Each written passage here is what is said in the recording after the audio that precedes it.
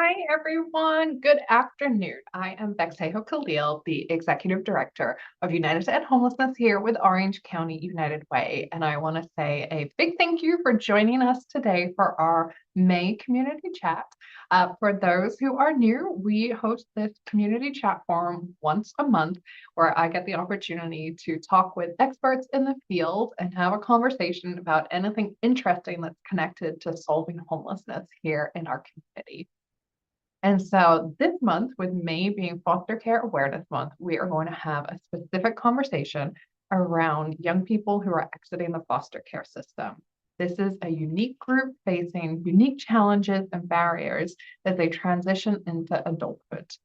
And I'm not sure if you're aware, but here in California, unfortunately, about 31% of foster youth are predicted to experience homelessness by the age of 21. That was from a study put out by Cal Youth back in 2020.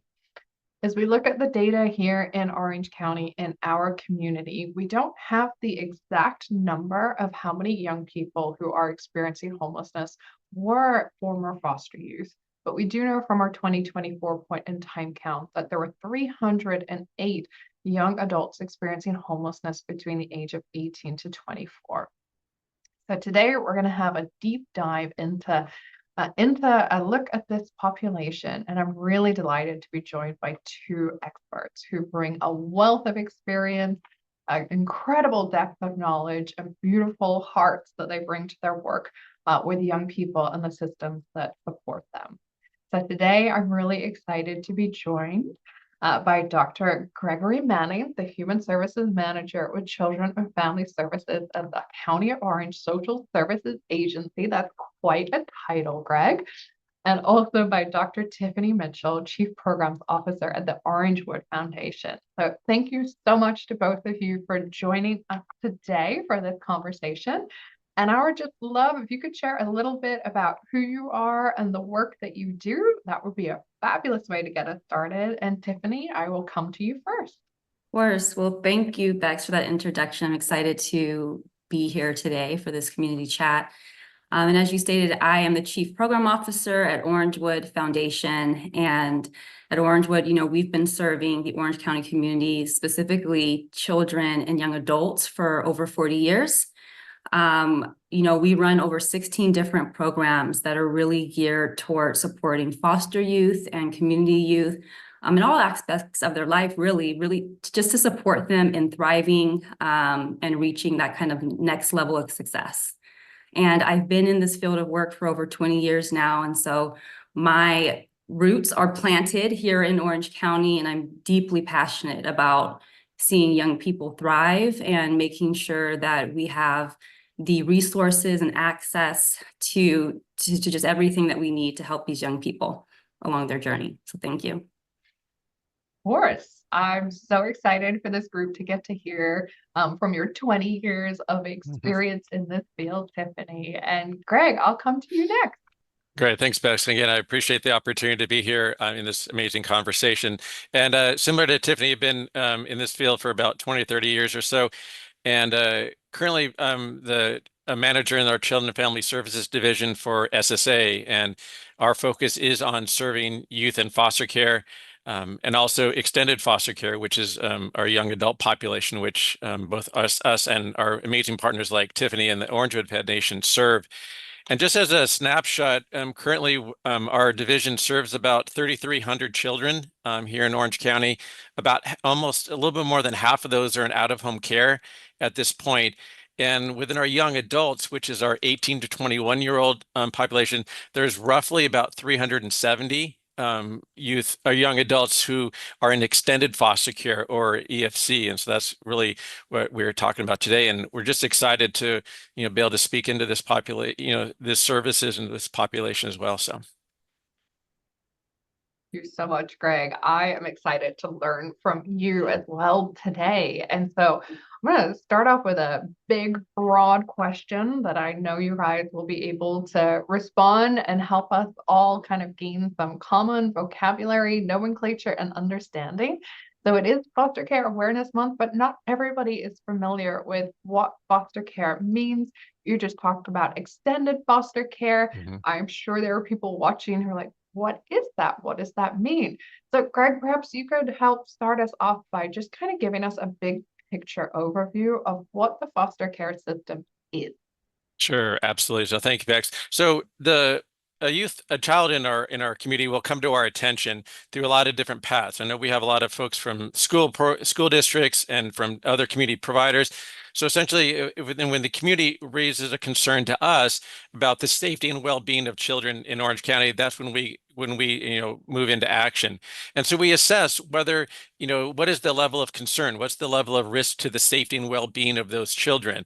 And then we make a determination based on some guiding, decision making of what is our intervention need to be. Sometimes there's no intervention at all because the issue has already been resolved.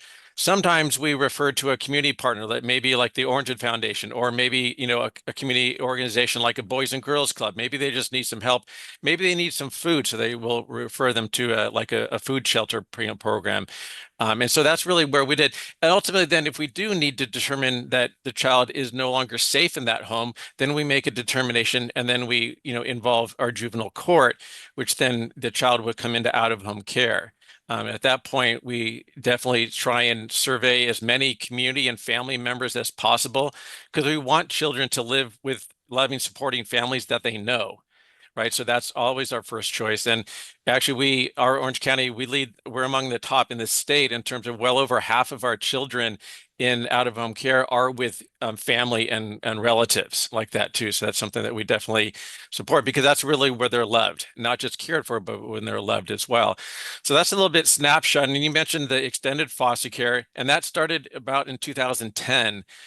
With the state legislation regarding, it was initially called Assembly Bill 12 or AB 12. And so extended foster care provides counties with the fiscal resources to be able to continue to serve youth who, as they turned 18, they were still in the foster care system. And so unfortunately, some of these youth have not been able to successfully reunify with their families, which is always our primary goal.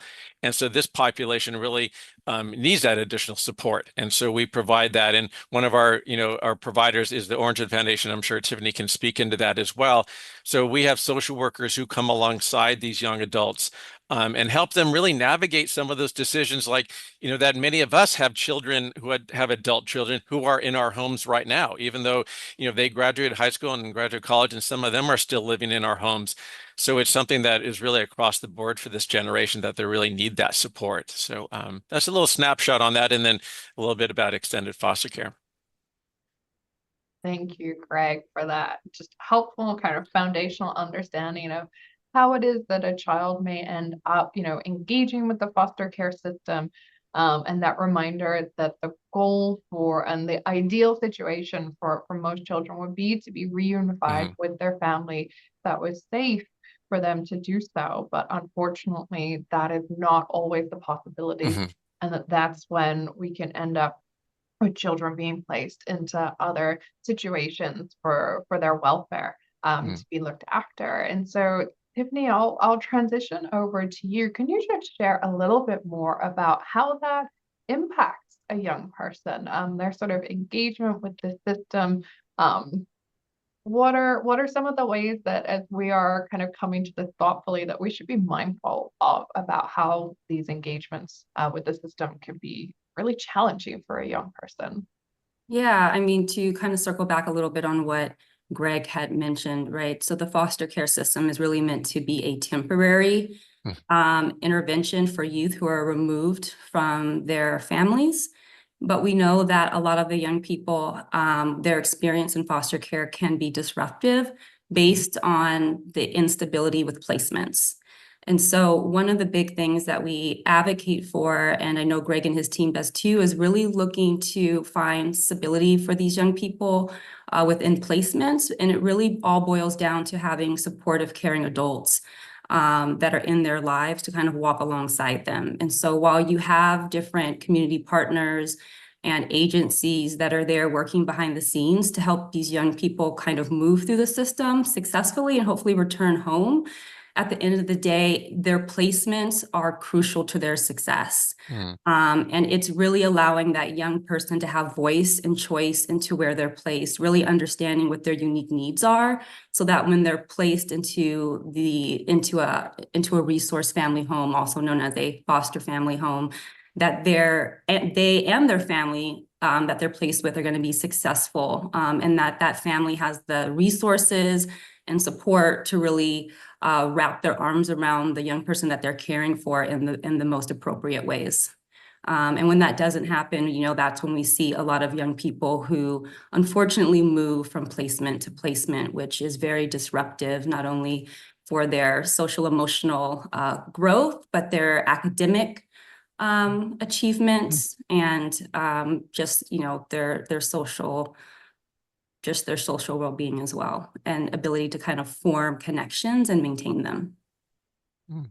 Thank you so much for so succinctly capturing some of the avenues that it's really important for us to be thinking about and being mindful of. And one of the pieces that I love to do in these spaces is to call out misconceptions and misperceptions that people might have. And so I want to ask both of you, what are some of the misconceptions that you think the public might have about young people who are exiting the foster care system, or young people who are in the foster care system currently? What do you think it's important for members of the public to know that they may not know otherwise? And so I don't know who wants to jump in first.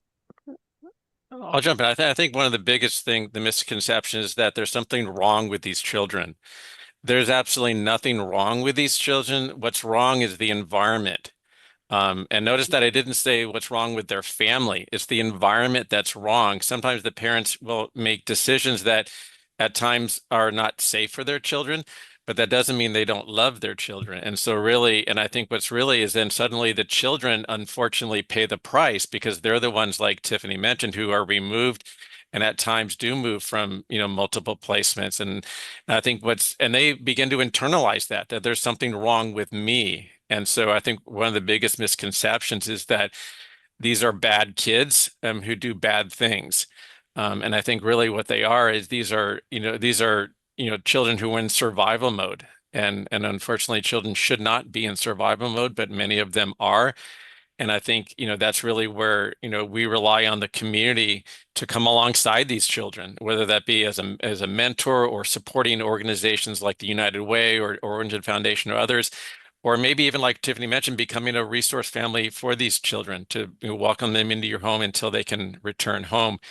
The other misconception that, is that, when they turn 18, that they're just, given, like put everything in a trash bag and sent. Back in the day, that was the case before, but now that isn't the case, that there is support for children, and young adults as they go into those. Now it's difficult, and we come alongside them in a much different way. Because ultimately they do have voice and choice, like Tiffany mentioned, and that can be tough because suddenly they're like, well, what do you want to do? And now they're 18, and there's nothing magical about turning 18. It's not like your brain suddenly goes, oh, I'm now ready to make adult decisions, right? But I think that's really, and that's really why I think we need to really come alongside them. And, Tiffany can speak a little more into that what that coming alongside looks like for our young adults. Mm-hmm. Yeah, I definitely agree with you 100%, especially when you talked about the misconception of these young adults being labeled as problematic. And, these are young people who are survivors. They're resilient. And so I think that it's a reframe of how we look at who they are based on all of the things that they've had to experience in their short amount of time. And so I think another misconception is, especially when you're talking about young people aging out of the foster care system, that their homelessness is a personal failure. And it's not. It is not a personal failure. I mean, in general, the housing market is rough to navigate at any stage of life. And so imagine being a young person out there in the world trying to figure it out. If you don't have the right types of supports in place, if you don't have the resources in place, it's going to be very, very hard to sustain yourself independently. And, that's the shift. It's a mind shift too, and having people realize that it's not about preparing young people just for independence, but interdependence, because we all rely on somebody and we can't do anything alone. And so, I have a 19-year-old. I don't think he would be successful if he left today. He wouldn't be. And so it's really unfair to assume that a young person leaving foster care would have what they need to just walk out of the door and be successful on their own without continued support systems and resources in place to really make them successful. Absolutely. I mean, I left home at 18.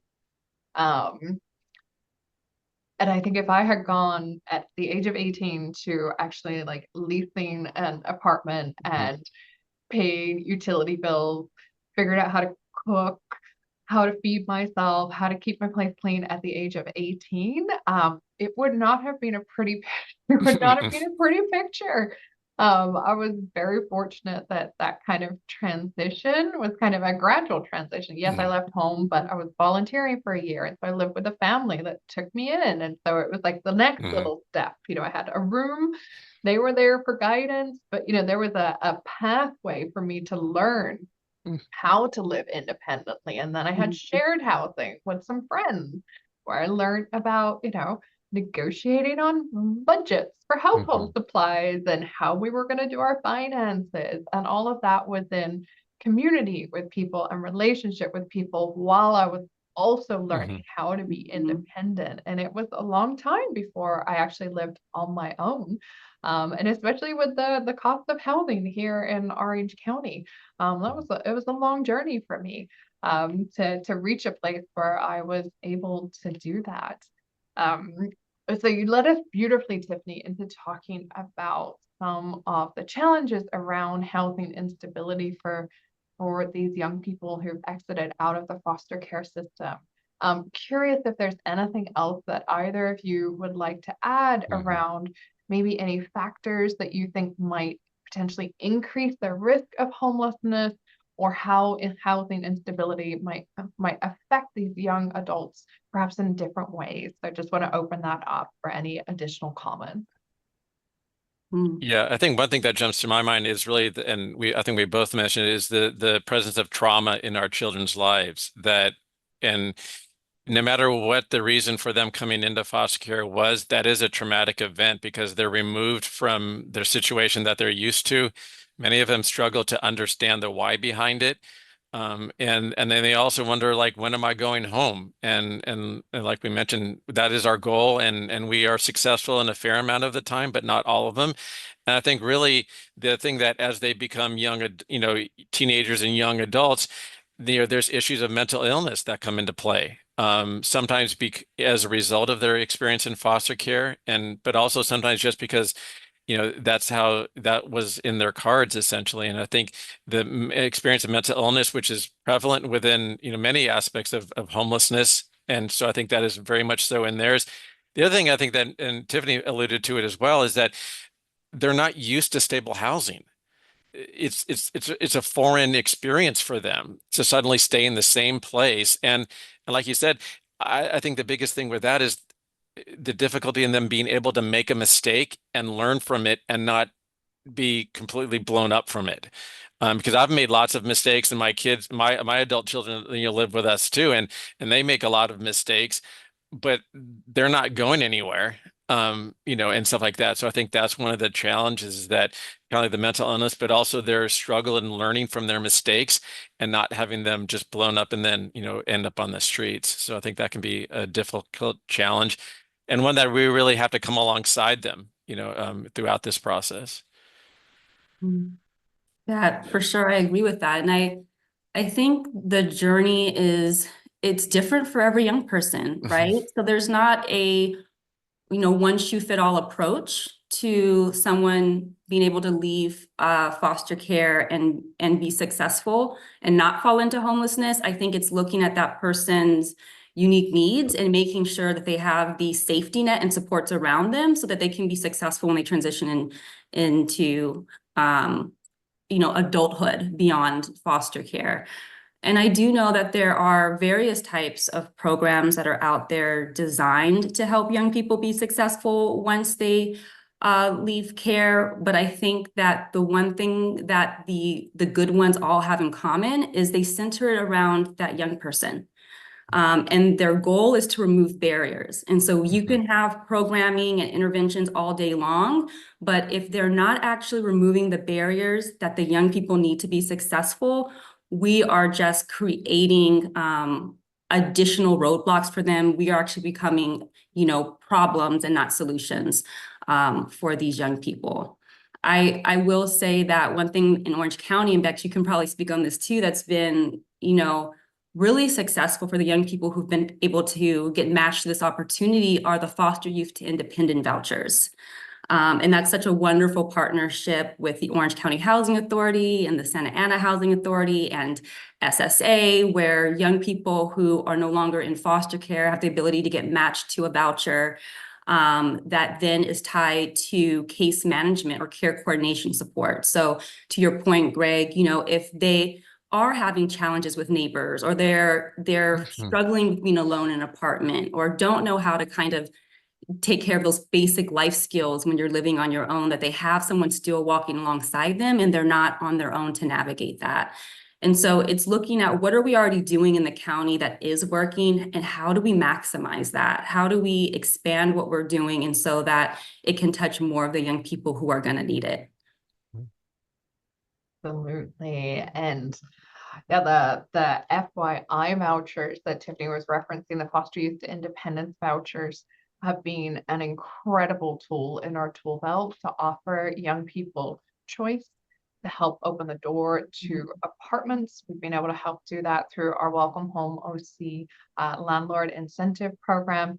And I think we've done the community chat on this in the past. So I'll ask my team who's helping drop all of these links in to just check our YouTube channel to see if there was a specific FYI voucher community chat that we did that might be able to be dropped in. And then there was also just a couple of articles that went live about the importance of FYI vouchers. And so we'll make sure that we get those links to those articles and resources for everybody who's watching and everybody who's signed up.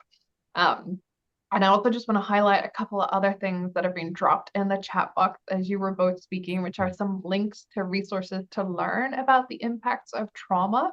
I think, I heard very clearly from Greg, very clearly from Tiffany, that it is so important for all of us who are interested in how we can be an advocate, how we can best come alongside, how we can learn in our own understanding, is to understand the impact of trauma on people and how it affects our brains, how it affects our physiological responses to things that happen.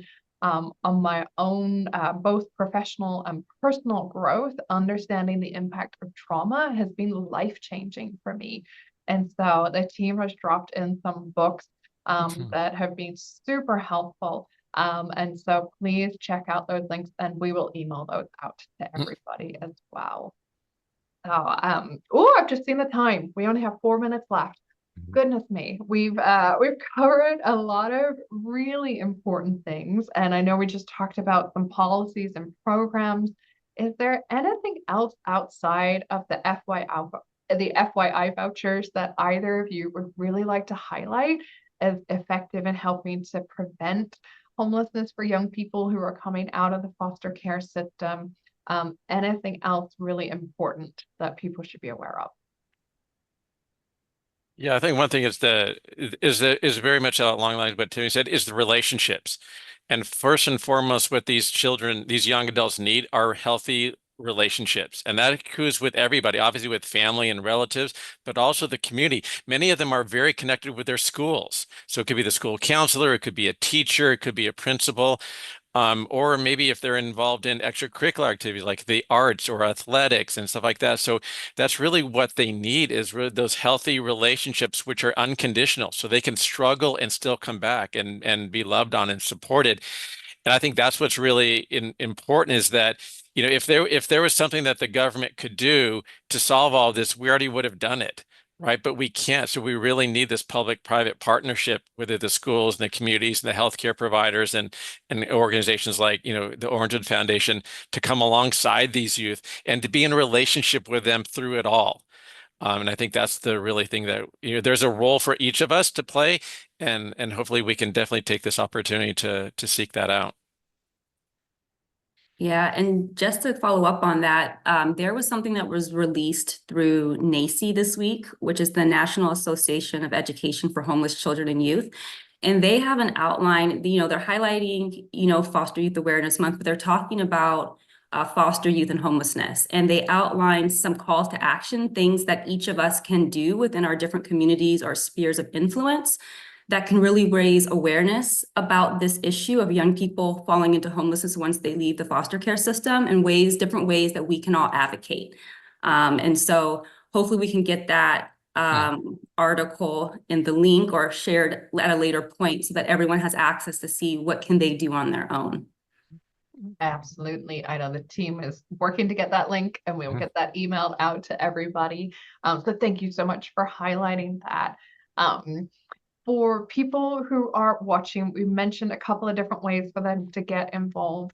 I will also just highlight that Orangewood has a lot of volunteer opportunities, ways to participate. And so I know we've got the link to the Orangewood Foundation is already in the chat box. We will circulate that. But are there any specific volunteer activities that either of you want to make sure we underscore here as ways for people to get involved? Yeah, for us at Orangewood, the easiest way to first get connected with us is being able to volunteer through our kitchen. And so we have a drop-in center, and we serve breakfast and lunch every single day. And it's primarily run through volunteers who want to give back. And so if you're just interested in figuring out what's the easiest way to get connected, learn about Orangewood, the young people that we serve, logging on to our website and maybe exploring the opportunity to volunteer in our kitchen and serve breakfast or lunch would be a great starting point. Yeah, and definitely for us, I think it's in the chat too. The ocforkids.com is kind of our public facing foster care site, which provides opportunities to support youth and families and that, and also definitely our community organizations such as the Orangewood Foundation or CASA Orange County, which for mentors I think is important, because ultimately we have to realize these are our children. These are our children here in Orange County, and we have to claim them as our own. And really lean into that in whatever way we can. So we're excited to partner definitely with yourselves, with United Way and also with Orangewood Foundation to really come alongside these youth, because these are our future. These are our future leaders and in our community. And so we definitely owe it to them to give them that opportunity. Thank you so much for that. We've got a ton of resources that we will make sure we put it all into an email and get that out to everybody who attended. I know we're at 12:30, so I'm gonna just sneakily take just a couple of extra minutes to wrap us up. I want to ask, is there anything that you really wanted to make sure that you said today that you didn't get a chance to? So either of you have something burning that you're like, I've got to tell people this. I think it's really just reiterating that our young people are resilient. And so we shouldn't take them for granted. And yes, while they need support and resources so that they can continue to thrive and be successful, let's not underestimate what they can do, right? They've been through a lot and they're still here, and our young people are fighters. And so we should acknowledge who they are, honor who they are, and just value them. So loving on them and making sure that we wrap the right types of supports around them. Yeah, I definitely echo all of that. And I think the really thing, like I mentioned before, is really claiming them as our own, that they're not forgotten just because they become adults, they're not cast away. But really, home is where the heart is, right? And I think these children have an amazing heart. And when we're really able to love into them and connect them, it's amazing what they can do. And I think that's really what we have to, expect greatness from them, but come alongside, like what Tiffany said, and remove those barriers. So I think we definitely everyone has a role in that. And I think it's an amazing passion for me to serve this population. And it's definitely a gift that keeps giving. So. Thank you. My final question before I wrap us up. what does home mean to you? Good. You know what? The first thing that came to mind for me was love. I think, when I'm in my home, I feel love.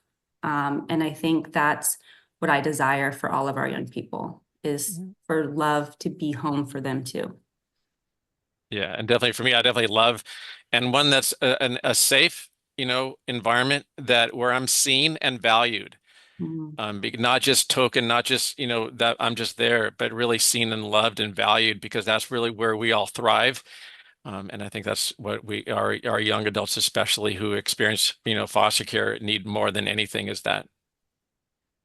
Well, it was a beautiful note to end on. So, Tiffany, Greg, thank you so much. Thank you to everybody who tuned in and who stayed with us over our 30-minute slot for the community chat. Thank you to everybody who sent in their questions in advance to help to shape the agenda that we had today.